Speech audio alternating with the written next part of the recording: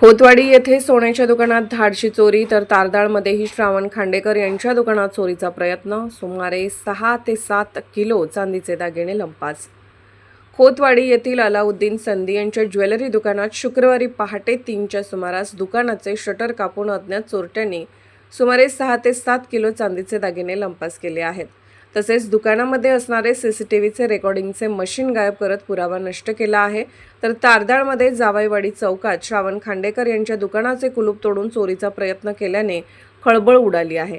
सदरची घटना सकाळी 7च्या सुमारास निदर्शनास आली। सदरच्या चोरीच्या घटनेची नोंद शहापूर पोलीस ठाण्यात झाली आहे। याबाबत अधिक माहिती अशी की तारदाळ खोतवाडी रोडवर रामचंद्र खोत यांचे दुकान गाळे असून अलाउद्दीन शमशुद्दीन संधी यांचे संधी ज्वेलर्स नावाचे दुकान आहे। शुक्रवारी पहाटे अज्ञात चोरट्याने शटर उचकटून चांदीचे अंदाजे 7 ते 8 लाखाचे दागिने लंपास केले आहेत। तारदाळ खोतवाडी मुख्य रस्त्यावरील दुकान गाळे फोडल्याने व्यावसायिकांच्या मध्ये भीतीचे वातावरण निर्माण झाले आहे।